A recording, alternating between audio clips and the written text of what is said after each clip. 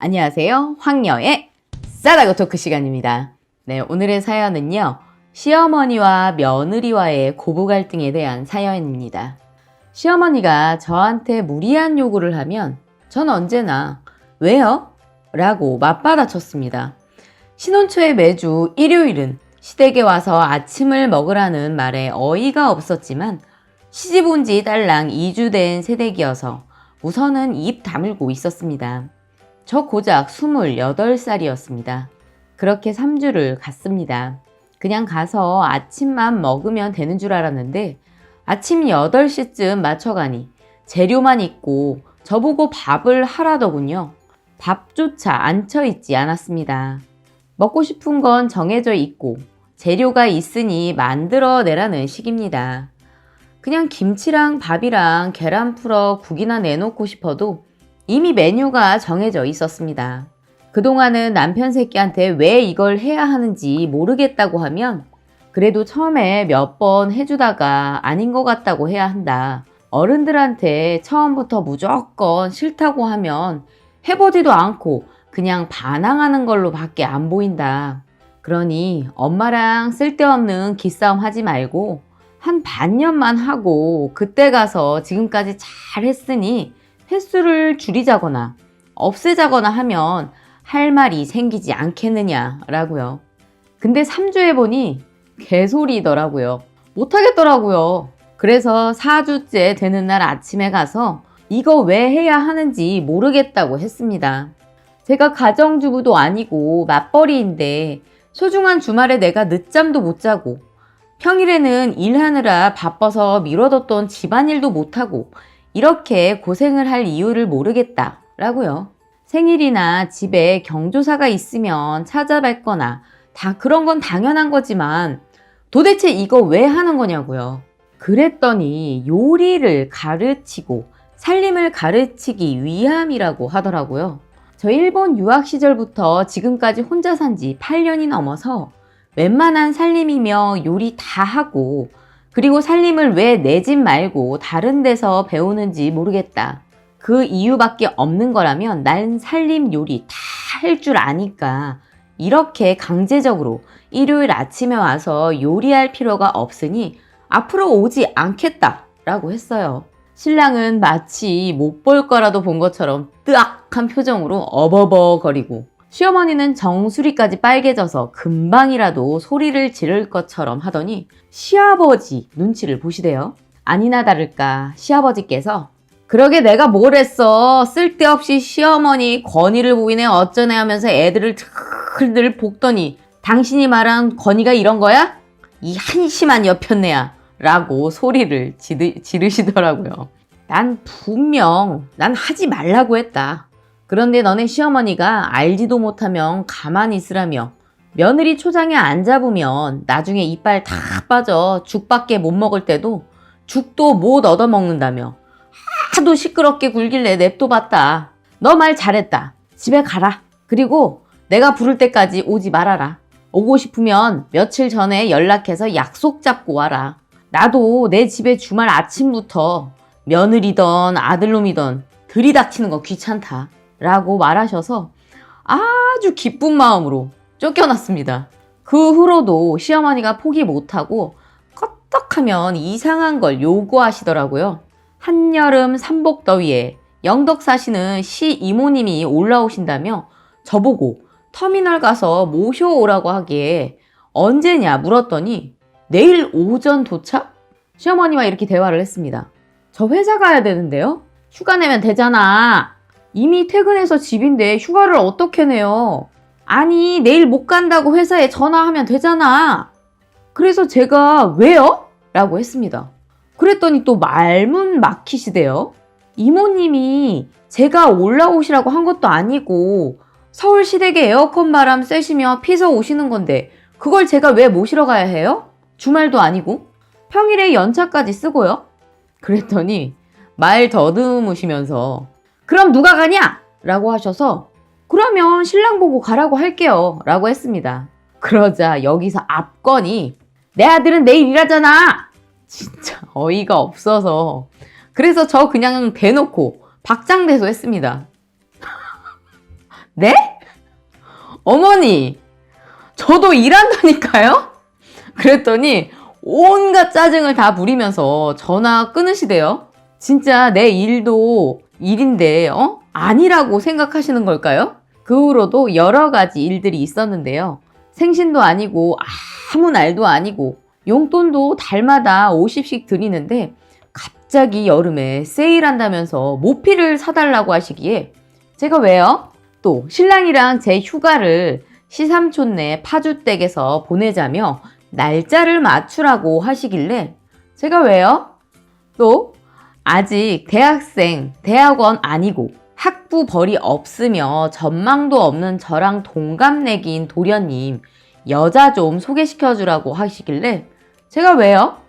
친정엄마 브랜드 옷가게 매장 하시는데 한번 구경 가고 싶다 하셔서 모시고 갔더니 너무나도 당연하게 옷 얻어가시면서 고맙단 말을 아들 잘 키웠더니 이런 것도 얻어입네 라고 하셨습니다. 그래놓고 다음 시즌에 또 가자 하시길래 제가 왜요? 라고 했어요. 그 아들 가진 유세 떨 때 신랑도 옆에 있었으므로 내가 왜 가기 싫어하는지 아주 잘 알고 있습니다.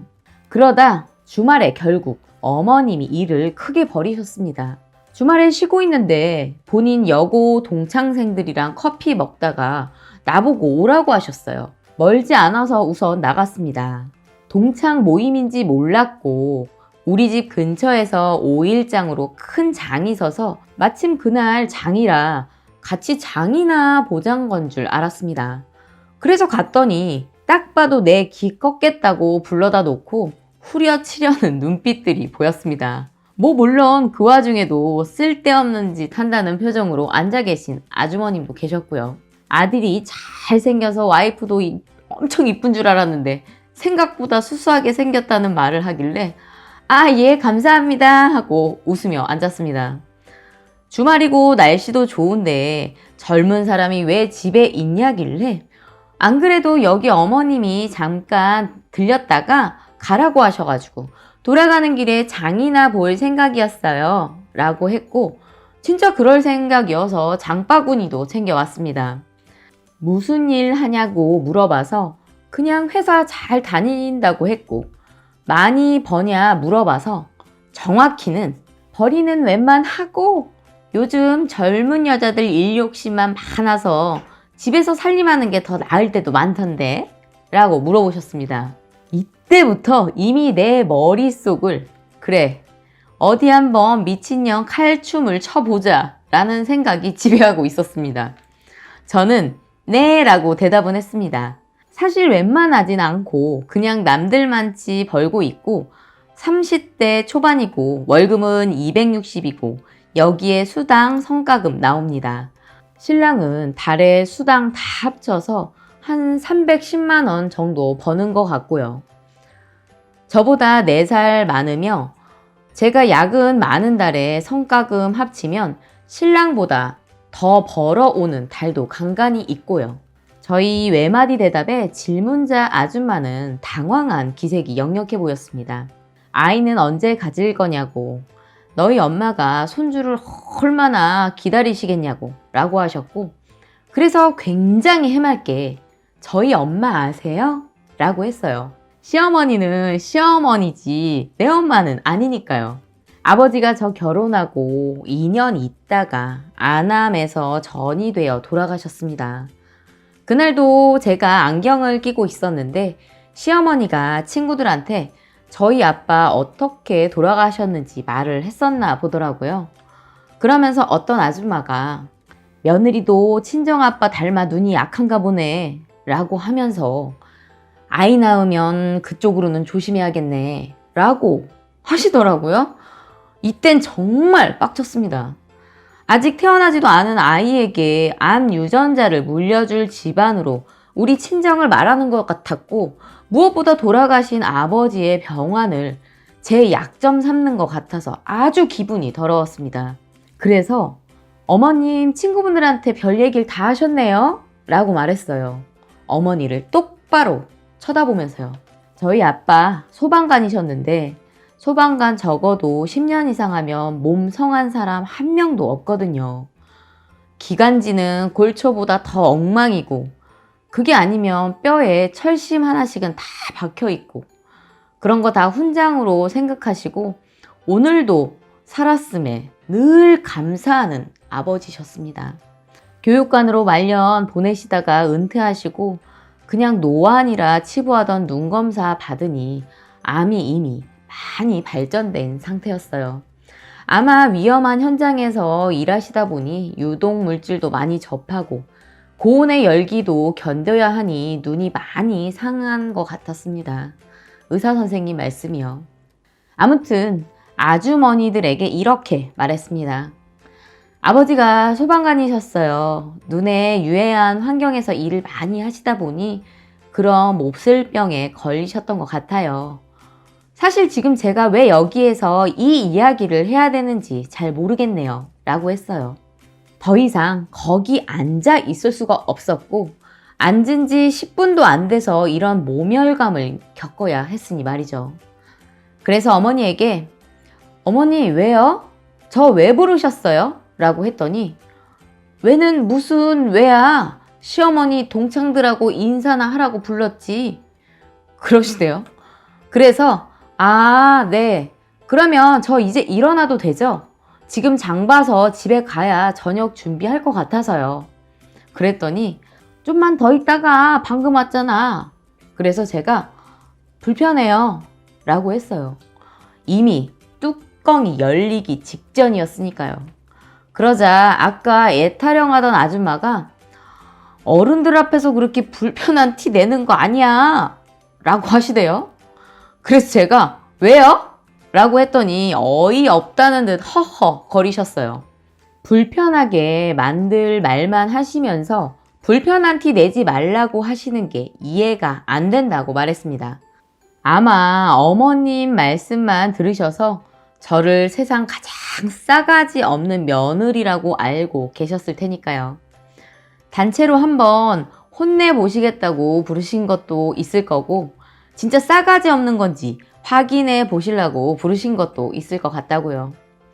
결론부터 말씀드리면 제가 이어 이렇게 말했습니다.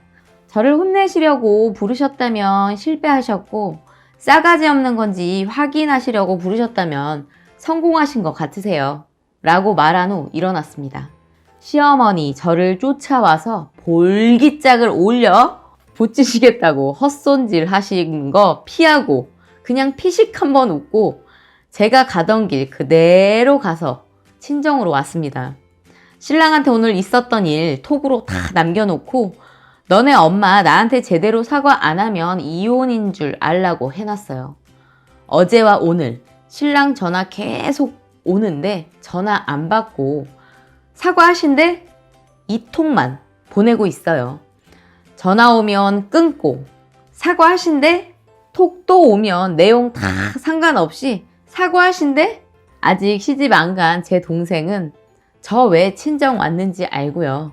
엄마한테는 그냥 오고 싶어 왔다고 하는데 이틀이나 있었더니 더 이상 아무 말 안 하기도 힘드네요. 맨몸으로 와서 동생 옷 빌려 입고 출근까지 하고 있는데 엄마도 뭔가 눈치채신 듯 하나 제가 말할 때까지 기다려 주시는 듯 합니다. 저 정말 진짜 사과 받고 싶어요. 신랑도 그동안 지 엄마 가짜는 소리 할 때마다 화도 내고 안 보고 산다고 협박도 하고 했어요. 그러면 잠시 잠잠하다가 저한테 따로 전화해서 저런 일 벌이는 게 벌써 3년째입니다. 신랑은 이혼만은 안 된다. 엄마를 너한테 사과시키겠다. 그래도 전화는 받아달라 하고 있는데 사과 받고 정말 시댁하고 인연 끊고 싶습니다. 무작정 기다리는 것만이 방법일까요? 라고 사연 올려주셨습니다. 오늘의 사연 여기까지였고요. 여러분들의 생각이나 느낀 점이 있다면 댓글로 표현해 보시기 바랍니다.